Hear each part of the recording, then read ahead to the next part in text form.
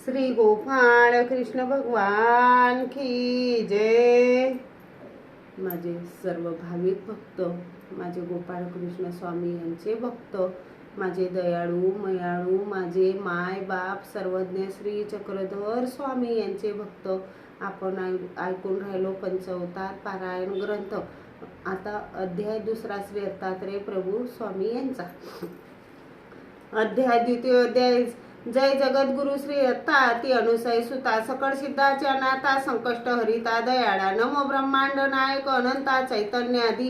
देवतानी आता सकळ जीवांचा पालन करता जीव धरिता तूच एक तू अनादि अविनाशी निर्वेऊ निरेकार ऋषिकेशी वंशहून या कृपेशी विश्वामध्ये अवतरला हे परमगुरु दत्तात्रेय राया नमन साष्टांग तव पाया बुद्धिमती द्यावी तव गुण गाया दिगंबरा दीनबंधू परमार्गाशी आदि कारण दत्त दिगंबर दयाघन मज द्यावे जे अमोघ दर्शन हीच प्रार्थना दासाची मी अनाथ दीन दुर्बळ दुष्ट पापी अमंगळ परी तुझ्या चरणी केवळ झालो लीन देवराया तव चरणी करीतो विनंती मज द्यावी आपली नित्य मुक्ती मज सोडविता नाही श्रीपती सृष्टी माझी तुझ विन सह्याद्रीवासी गिरीवरा अति अनुसयेच्या कुमरा विलक्षण वेशा अवधारा संकष्ट निवारी तो सकळांचे अनुसय मातेचे सत्व हरावया तिन्ही देव आले विप्र होऊन या कृपावसे तू धावून या संकष्ट वारिले मातेचे मातापुरी दैवल्य ऋषीने लिंग वाढविले पवन वेगाने सुरेंद्राती देवता भयाने धावणी आल्या तुझ पासे देवताची ऐकुनी विनवणी धावलासी तू कैवल्य दानी लिंग दाबिले श्रीकरांनी आउट हात वर ठेविले दैवल्य ऋषीचा गर्व हरण तात्काळ केला तू ऋषीनंदन दैवल्य नतमस्तक होऊन शरण आला तुझ पासे प्रसन्न होऊन जगद्गुरुवर या मनेवर माग देवल या प्रसन्न झालो या समया मागशील ते देईल दैवल्य म्हणे प्रभू राया प्रतिदिनी निद्रा करावया यावे नित्य नेम धरोनी या विनंती माझी ऐकावी ती वेळ पासून आजवरी नित्य येऊन या मातापुरी मनोकामना पूर्ण करी मनोरथ पूर्वी सर्वांचे आडकतीनी तापे तापला दुःखी होऊनी सह्याद्री आला शमली म्हणून निवविला दर्शन सत्वर देऊनी तैसे माझे तापग्रीने निघाले फोडून अंतकरण तुम्ही कृपा दृष्टी पाहून ताप माझा निर्वावा परशुरामास म्हणे रेणुका खून सांगते तुझ एक कावडीस कोम फुटले एक तवर दर्शन देतील दत्त प्रभू देवता रेणुकेच्या इच्छेने परशुरामास कोरी भूमी दाखवून मूळपिठी रेणुका सापून पूर्ण केले मनोरथ परशुरामास दिले दर्शन तसेच द्यावे मज लागून सर्व दुःख संकटे निवारून व्हावे प्रसन्न प्रभू राया रुचिक मुनी संकष्टी पडला श्याम कर्ण वारू दिले त्याला संतुष्ट केले वेची काला देवनी वारू पाश्चात श्री देवा दिगंबरा वेशा प्रसन्न व्हावे हीच आशा ठेवणी मजवरी भरोसा वेरू नको दिनाला संकष्टी पडला कात कुमर कुष्ठ रोगाने झाला जर रुंड झाले दोन्ही कर इंगड घेऊन हातावर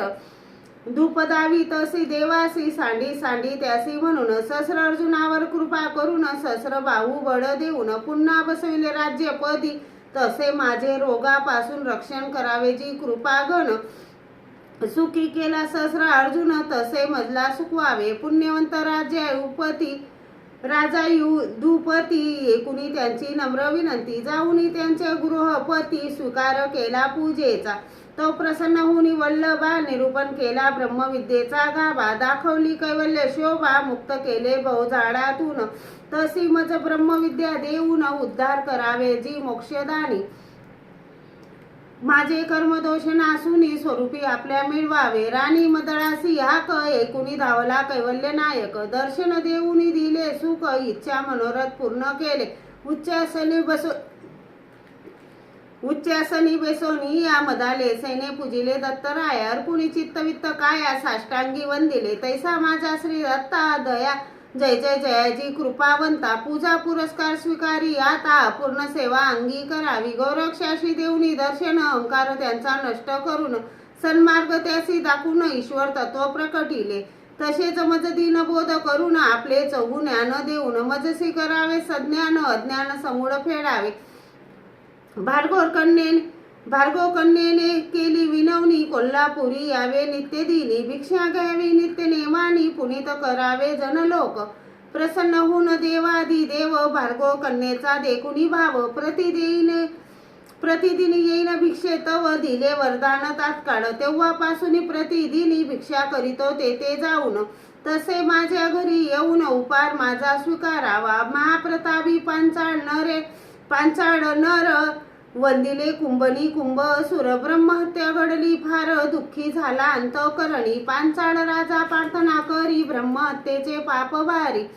कृपा उत्पन्नली तुझ अंतरी, केले प्रक्षाळन पापाचे, माझे जीवन हननी दोष, प्रक्षाळून करावे मज निर्दोष, धरू नको अंतरी त्रोष, करुणा सिंधू दया घन, आत्मऋषीची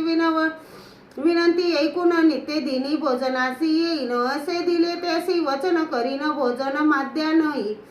तेव्हापासून प्रतिदिनी आत्मतीर्थावरी येऊनी भोजन करीतो माध्यानी, जगद्गुरु जगदपती तसेच माझ्या घरी प्रतिदिनी अरोगना करावी येऊनी, आपला उचिष्ट प्रसाद देऊनी इच्छा माझी पुरवावी,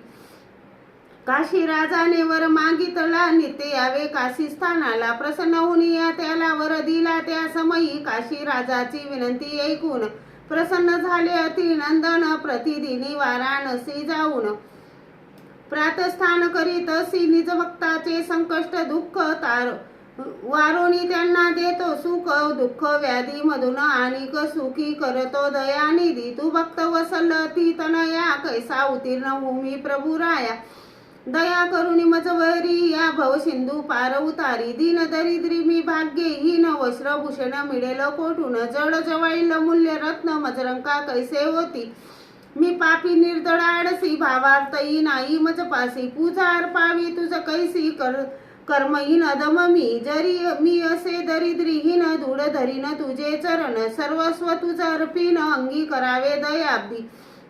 अंतरे आठविता तुझे नाम, दुःख संकटे जातील पडून, हृदयी होते सुख समाधान, नाम तुझे उच्चारिता, अतिनंदन नुसये बाळा, गम्य तुझ्या अनंत लीळा, वेदनाई काही कळे ना, मी पामर काय वरणू,